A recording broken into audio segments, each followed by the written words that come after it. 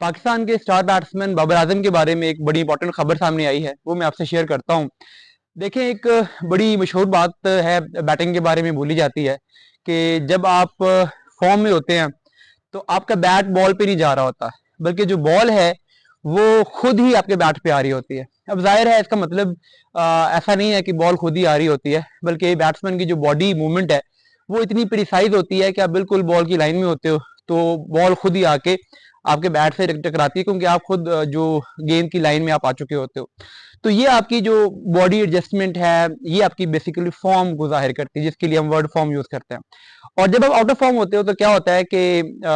आप गेंद की लाइन को मिस कर रहे होते हो, आपकी बॉडी मूवमेंट्स स्लो हो रही होती हैं और आप बिल्कुल लाइन में चौके नहीं आ रहे होते, तो बड़ी आम सी गेंदें जो होती हैं वो आपके लिए अनप्लेएबल डिलीवरीज बन चुकी होती हैं, क्योंकि आपके पैड में, आपके बैट में बहुत सारा गैप होता है। आप गेंद के ऊपर लेट आ रहे होते हो, गेंद को गिरने का, स्विंग होने का आप चांस दे रहे होते हो, तो उसमें एवरेज सी बॉल भी बड़ी मुश्किल लग रही होती हैं। जैसा कि ऑस्ट्रेलिया में पैट कमिंस की कुछ बॉल हमने देखी, हार्दिक पांड्या की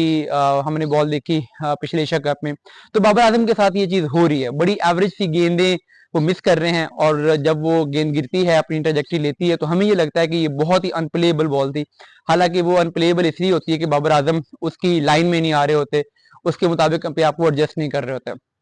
अब जो सिनेरियो है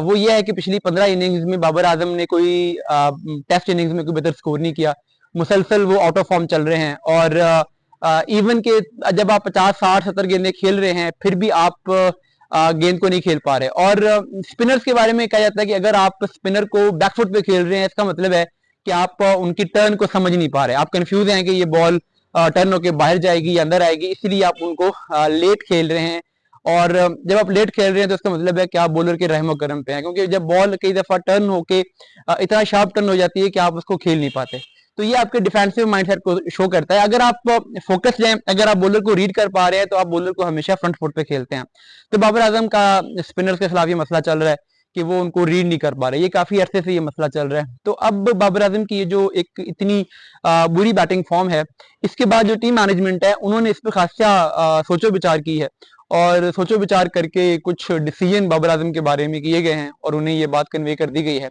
और वो डिसीजन यही है जो कि हमने पीछे शाहीन अफरीदी के लिए देखा, जो हमने पीछे नसीम शाह के लिए देखा, कि जो दोनों बड़े नाम थे, शाहीन भी नसीम भी, मगर उन दोनों को ये कहा गया कि ठीक है आप बड़े नाम जरूर हैं, मगर अगर आप हमारे टीम के प्लान में फिट नहीं हो पा रहे, अगर आप अपने प्लान को एग्जीक्यूट नहीं कर पा रहे, अगर आप परफॉर्म नहीं कर पा रहे, तो फिर हम आपको ज़्यादा देर तक चांस नहीं दे सकते। तो फिर इसी सोच के जरिए से उनको इस मैच में ड्रॉप किया गया था। आल्दो के बांग्लादेश की टीम ठीक ठाक स्कोर करने में कामयाब होगी, मगर वो जो उन दोनों को ड्रॉप करने का डिसीजन था वो नई गेंद के साथ हमने देखा। नई के साथ शाहीन और नसीम ने पिछले मैच में उस एफिशिएंसी के साथ बॉलिंग नहीं की जिसके साथ आज खुर्रम और मीर हमजा ने की। अब ये चीज बाबर आजम को बता दी गई है कि भाई आपको हमने बहुत चांसेस दे दिए हैं, इंग्लैंड के खिलाफ जो आपकी सीरीज है उसमें आपको ड्रॉप कर दिया जाएगा अगर आप ये अगली इनिंग्स में भी स्कोर नहीं करते और अगर आप फॉर्म में वापसी नहीं करते तो। और उस सीरीज में हमारे पास मिडिल ऑर्डर में खिलाने के लिए कामरान गुलाम बेंच पे हैं, मे बी वो भी फ्लॉप हो जाएं, लेकिन एटलीस्ट हम आपको एक हद से ज्यादा मुसलसल चांसेस नहीं दे सकते। तो जो बेंच पे प्लेयर्स हैं फिर हमें उन्हें ट्राई करना पड़ेगा।